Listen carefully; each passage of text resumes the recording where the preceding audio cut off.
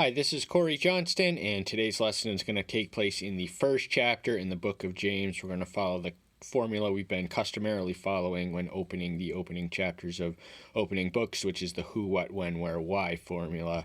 The who, James wrote it, and there are 4 James in the New Testament, 2 of which are too obscure and ordinary. The one who was prominent, who did not write it, was the elder brother of John, the beloved disciple, the other son of Zebedee, one of the 3, along with Peter of the entourage of the 12. He was martyred before the writing of this. He is the earliest martyred, as well as one of the elite disciples and apostles who ministered him. The James who actually wrote this, he was contemporaries with Yahshua. He was in fact his younger half biological brother. He was the eldest son of Joseph and Mary, who after she conceived as a virgin, she did eventually mother at least 4 boys and an unidentified number of sisters. He had a family, and James was the elder brother. He would have been the head of the household had Yahshua not been the firstborn of Mary.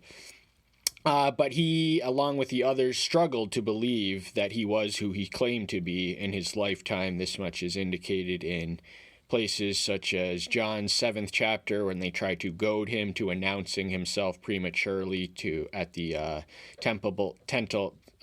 Festival of Tents in Jerusalem. In the 7th chapter, in the 5th verse, it is written that they did not believe him. But Paul does document James's conversion. 1 Corinthians 15:7, he was one of the eyewitnesses to the resurrection, and Paul exalts him to the rank of apostle in Galatians. He considers him an apostle. James introduced himself as a servant or a slave rather than an apostle in the opening verse. It is a general epistle. This is just a term for any epistle that was not written by Paul. Now, Paul was writing to definite places and locations and identifiable people, but the general epistles are more for no one in particular, but that's an oversimplification. There are details that we'll touch on when we get to it about who he was writing to. He was writing to Jews in the diaspora, the dispersion. So the Jews had not been centrally located since the age of Gentiles. They had been kind of scattered over the Babylonian and the Roman world. So he is writing to early Jewish Christians in the when. This is the earliest writing of the New Testament. This was written in the year 45, just to give us a time frame. James, the other James, was martyred in 44. We can read of that in Acts 12.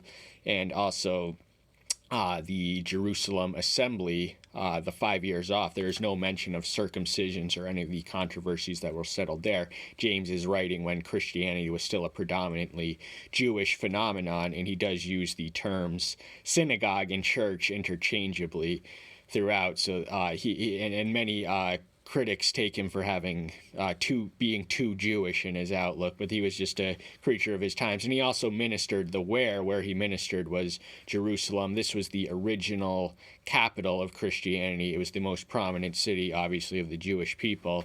Then it drifted to Antioch, where by Acts 11:26 we learned that they became Christians. This is the place from whence Paul launched his 3 missionary journeys, was from Antioch. Then Ephesus, the 4th largest city in the Roman Empire, eclipsed it, and then it ultimately gravitated towards Rome. But he would have been a respected figure in early Christianity. I think he was martyred in the year 62 A.D.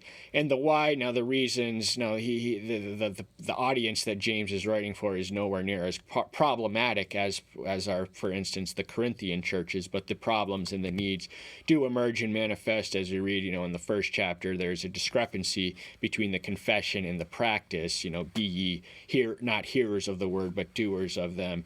There is explosive language and argumentation and vocabulary. He talks about taming the tongue. In the 3rd chapter, there may have been worldly love, and the danger is when the world seeps into our church, because we have to keep ourselves separate from the church. When the world gets in, that is not a good thing. And when we are too friendly and too beloved by the world and loving the world too much, that is also not a good thing. But he speaks in the passage we're going to cover today, start to finish. There are several things in between, but he speaks of the positive potentiality of trials and temptations and testings Before that, he does address himself and his audience. Verse 1. James, servant of Yahshua and of the Master Yahshua Messiah, to the 12 tribes who are in the dispersion, greetings. He offers his greetings to the 12 tribes of Israel. This would have been the scattered tribes in the dispersion. They were once centrally located. They were a national people. But since they had been kind of scattered, once the Gentiles took over, they were all over the place. So James was, remember, Jerusalem would have been the capital city, the nucleus of the early Christian church. And there would have been people. So when after they broke out of Samaria, the first people they usually target after going to the ends of the earth is the Jewish people. So they were to do their neighborhood, then their backyard, win over their friends before they win over the enemy. So there was something strategic in the outline of Acts 1:8, and then they were to go to the end of the earth. But the first place they went, when they went to the places they went, was to the Jewish synagogues, and the synagogues were the site and center of Christian worship for at least 2 decades. It was not until the 50s that a lot of reasons, Paul started bringing Gentiles to them, and the Christians became increasingly distinct, and they met underground. They met in homes marked by the fish on the bottom. But he also considered, he could have exalted himself as an apostle, but he chooses instead to identify himself as a servant or a slave, depending on the translation, of the Father and the Son. And the man he knew as brother, half-brother anyway, he would have grown up in the same home as him, he now considers himself his slave. My brothers, count it all joy when you fall into various trials. This is a counterintuitive mindset. The natural man does detest trials. Trials are the things that test us, that bring us to the breaking point. These are temptations, and he says it's a good thing when they come here, because these are necessary to refine and enhance and improve the quality and substance of our faith. We cannot claim any integrity unless we are tested, and these temptations are providentially sent for our growth, and the outlook will determine the outcome. So if you walk by sight, your trials will make you bitter. If you walk by faith, your trials will make you better. We want to be better, not bitter, as a result of these trials. And even though we can't rejoice when they're happening, we can't rejoice because of them, we can rejoice in them, that is to say, in spite of them. So we should always have a song on our tongue that we are considered worthy to suffer for his sake and be tempted, knowing that the proving of your faith works endurance. So from the immediate cause and effect of which is caused by our faith being proven and tested and refined and improved, is that it produces endurance. Endurance is a quality that enables us to persevere beyond, because temptations and trials and tests and difficulties are not one and done finalities. They come again and again and again and again. And he says it's not if you fall into various trials, but when. So these are guaranteed. But we have the promise that the character will be developed and refined. We will have our character will be built through the furnace of affliction, and we will have the endurance without which we cannot be saved. What we read in the Mount Olivet Discourse, he who endures to the end, the same shall be saved. And let endurance have a perfect work, so that you be perfect and complete, lacking in naught. Are we to be perfect in the absolute sense? Absolutely not. But perfection in the human term, it refers to progress, because we are not divine, and if we were now to speak of any as a perfect being, he cannot improve or degenerate because he's already perfect. But we always have room for growth and room for improvement. We're never the best versions of ourselves this side of the resurrection. So we have to endure on the race that we run. It is a marathon, not a sprint. 365 days a year, 24/7 gig, and all throughout the day. And we are guaranteed that these trials will come. But when they come, we will have everything we need. So we will have the resources and the equipment and the virtues that are invisibly developed, so much so that we will lack not when the next temptation come. We'll have everything we need. We'll have the experience of victory and the strategy and the right word on the tip of our tongue. One of the best ways to emerge victorious from temptations and trials is to have a sword of the Spirit, which is a Bible verse memorized on your tongue, fitting the occasion. If any of you lacks wisdom, let him ask of Elohim, who gives to all generously and without reproach, and it shall be given to him. Wisdom is commensurate, that we are wise is commensurate and consistent with the will of the Father. And so if we are praying in his will, we are not asking too much. This is not a selfish request. He does want us to be wise. He wants us to be wise to navigate our way in the world and over its snares and temptations and into him. So the wisdom will give us the perspective and the perception and the guidance and the direction to make it through. And he will not deny this request, but he will give it beyond. He gives it generously. He has no limitation or any restriction on there's no such thing as asking for too much wisdom, because there is never enough wisdom. But the limitations of wisdom is that it cannot prevent death. This is what the author of Ecclesiastes bemoans Solomon. But we haven't really defined wisdom. Wisdom is the sum composite of prudence, discretion, intelligence, knowledge, understanding, everything else. It is the sum composite. So below wisdom are all these lesser levels of knowledge, but wisdom is at the very tippy top of that pyramid, and it is also the intelligent use of intelligence. There is such a thing as unintelligent use of intelligence. Hath not God made foolish the wisdom of the world? Look at the wisdom of the world where it is right now. Our best brains, our top scientists are trying to develop the most explosive bombs and the most accurate missiles. So that's the way of the wisdom of the world. Where is it oriented? But wisdom is also, if knowledge is the ability to take things apart, wisdom is the ability to put them back together. Every item of information is a puzzle piece, and wisdom is the one that is able to collectively complete the total range. It sees the big picture. Wisdom does not get caught up in the mundane and the trivial. So God wants you to be wise, and if you ask for wisdom, ask and you shall receive, knock and it will be open. He will not only not deny you, but he will give it above in an abundance of what you ask for. And he's not going to reproach you, and you'll have it if you ask for it. It's seriously that simple. He will give us the wisdom we need, not necessarily the wisdom we want. But he should ask in faith, not doubting, for he who doubts is like a wave of the sea, driven and tossed by the wind. So we are told how to ask and how not to ask. We have to ask in faith, but not doubting, because doubting produces duplicity in us. It produces a double-mindedness that he eventually warns against. But he compares it here to the analogy, the metaphor of nature, of a wave just being tossed at the storm of a sea that's just out of control and all over the place. And that is what someone who asks with doubting. So if you wish it, you can want it, but you have to will it, and you have to believe that there is someone up there who does want you to be wise, and it is wise. It is a mark and measure of wisdom to have faith, but faith is ultimately supersedes. So wisdom is faith is foundational to wisdom, shall we put it. We have to ask. That's the foundation from which we receive what he will not deny, what he will shower upon us in abundant generosity. But doubts can get in the way. If we ask insincerely, then we don't have any hope or expectation to get what we claim to want. So our own doubts are the only things that are holding us back, and we do well to get rid of it. Now, doubt is not sinful. It is not sinful to question everything you've ever been led to believe or to challenge every assumption.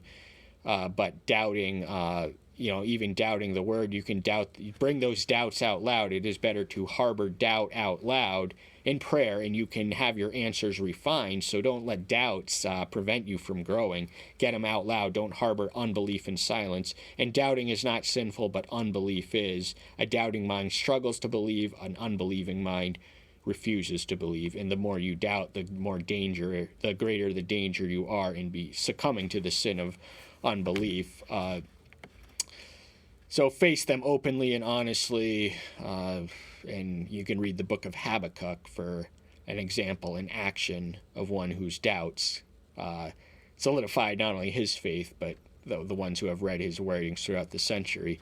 That the man should not think that he shall receive, for that man shall not think he shall receive whatever from the master. He is double-minded, unstable in all his ways. So the reason why he doesn't ask the reason why his prayer is not the same one who asks for wisdom without the faith. So wisdom is possible without faith. There is worldly wisdom, there is carnal wisdom, but real wisdom is rooted in faith, the wisdom from above. James expounds on the nature of the wisdom from above and the wisdom of the world in the 3rd chapter rather magnificently. But the point that he makes is doubting. It produces a duplicity and a double-mindedness, and no man can serve two masters, so you will be divided and confused and at cross purposes with yourself. And another one of Satan's lies is that you can be neutral, you can be on the fence. This is a narrow way to salvation that we are embarked on, but we don't want to be double-minded or unstable in all our ways. So the remedy and antidote to instability is faith and wisdom, which we can ask and we will receive, but we have to believe in order to receive. And let the lowly brother boast in his exaltation. The natural man cannot compute how one who is humble and they consider a lower station in society to be a disgrace and something to want to conceal and not brag about, but he's telling them here to boast in his exaltation, because what does the Bible say? Luke 14:11 and 18:14, he who humbles himself shall be exalted, and he who exalts himself shall be humbled. So the exaltation is not from themselves, it is certainly not from their lowly station, but the exaltation comes from above. And let them be mindful, let them be grateful, let them rejoice, let them boast in that. But the rich in his humiliation, because as a flower in the field he shall pass away. So riches cannot prevent death, once more, neither can wisdom. But the difference between humility and humiliation, they are both derived from the same etymological root. They both spring from the same Latin root word, that of humus, which is for the ground or the earth. So a naturally humble person will be down to earth without any external coercion. Some people, such as the rich, those who are prosperous, need to be humiliated because they will not humble themselves, and they will be humiliated and humbled by their death. So they're going to, live this life as if it lasts forever, have a good time now, and just demean and despise those who have less than, who they consider less than as human beings because they have less stuff than them. But the same destiny awaits them all, and we can read of the rich man and Lazarus, Luke 16, for the fatal and painful consequences of indifference to the plight of the poor if you are rich. For the sun rose with burning heat and withered the grass, and its flower fell, and its pretty appearance perished. So also the rich man shall fade away in his ways. All that is glitters isn't gold, and all that glitters does not last forever. All that shines is vanishing and will one day, all that is beautiful now is designed to decay, corrupt, and perish and vanish. So, as beautiful as a flower looks in its season at that time of year when it is flourishing, it will not look so well in the end. And this is likened to the rich life. There's a lot of beauty in the life of luxury and the life of privilege and in the life of wealth. But ultimately, nothing lasts forever. And we earlier mentioned that Solomon bemoans wisdom's inability to prevent death. He also bemoans the same thing of wealth. So he had wealth and wisdom in abundance, and these two things cannot prevent death. And the rich man has to die the same as the poor. Death is the great equalizer. It comes to us all equally, and it makes us all as equal. When it comes to the male, it comes to the female, it comes to the black, it comes to the white, it comes to the young, it comes to the old, it comes to the sick, and it comes to the healthy. Death is we don't know when it's going to come, and we don't know what can happen tomorrow, and we ought to prepare for the eventuality of our death and not necessarily the suddenness. Of course, you could walk across the street and get hit by a bus tomorrow, but that's not a realistic expectation. But be mindful and respectful of the possibility, at least that it is. Blessed is the man who endures trial, for when he has been proved, he shall receive the crown of life, which the Master has promised to those who love him. So this is a beatitude or a pronouncement of blessing, and the blessing is bestowed upon the one who endures the trials that he says we should be happy and joyful to enter into, and happy for their presence and existence, just knowing what they bring and knowing what they mean.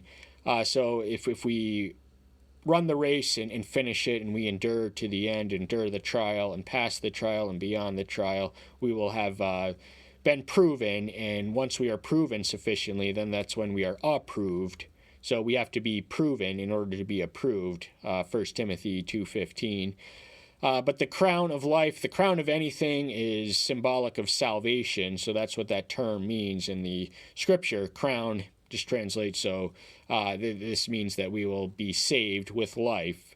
And this is this is the fulfillment of a promise of a man who does not lie, and in him no untruth dwell. And this is the promise that is efficacious for those who believe and also love him and do his will. Let no one say when he is enticed, I am enticed by Elohim, for Elohim is not temptable by evil, and he entices no one. That word entice entails hunting devices in the Greek original. But what's most importantly communicated here is temptation is not the ministry of Elohim. That is Satan's jurisdiction and Satan dominion in the divine demonic division of labor. But he is sovereign, and he does permit these temptations. So he tests us, but Satan tempts us. And Satan tempts us because he does not love us. He wants the worst for us. He wants to bring us down with him to the grave. Yahweh tests us. He allows Satan to tempt us at his sovereign behest and permission because he loves us. He wants us to grow. He wants us to know more of him, know about ourselves, more about what we are capable of doing through him, certainly. So, it is not an act of hatred that he asks us, and he does want us because he wants the very best for us, he has to bring the very best out in us, and because he has to do that, it's going to be ugly and it's going to be unpleasant at times. But it is an act of love, and a person who is not disciplined is a bastard without a father. So we should be grateful and thankful and mindful and have the perspective on the temptations and what they mean and why they are necessary. Then when desire has conceived, it gives birth to sin, and sin, when it has been accomplished, brings forth death. This threefold reaction, desire, sin, death, we witness this both in the Garden of Eden. Eve saw the fruit and that it was pleasant to look at, pleasant to eat. Then she sinned, she ate it, she knew she wasn't supposed to. She had the commandment from Adam's second hand, but she had the insidious promise from the serpent. And then death was the consequence. That day they will die. Now they went on to live for some 900 years, but they did set their death in motion that day. So they could have lived forever. And the other example we witness of this trifold formula in action is in reference to David, his great sin. He saw Bathsheba, he desired her, he seduced her, he sinned with her, and then it ultimately led to death. He had to kill the husband of the wife who he had seduced because he caught her when she was bathing right after her menstruation period, so she would have been ripe and fertile, and he impregnated her. He's on the palace of his roof, and he sees the desire of his eyes. She seduces him without really attempting to before he brings her up and seduces her. He sins, and this brings the death because the husband will not sleep with him when he is enticed and lured back to David.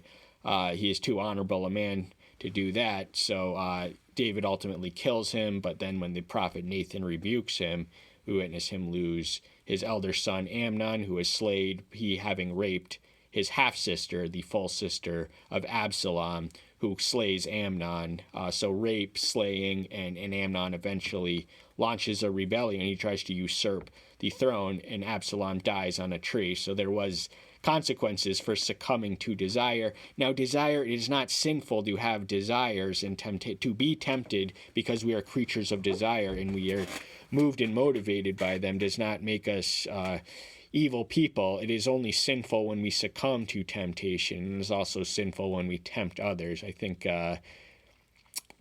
Matthew's 18th chapter, woe unto them who tempt others to fall. It's going to be more pleasant if a millstone. With this verse, James 1:15, we're going to close on this, but we also recommend that the reader turn to Romans 6:23. This speaks of the wages of sin as death, and sin and death are closely connected. This was the prescribed curse and consequence as declared in Eden, and it remains in effect. We all sin, and because we all sin, we all die. That's all the time we have for today. We're going to finish this up on a later day. Thank you so much for being here. Stay tuned until next time. We'll see you then. Bye-bye.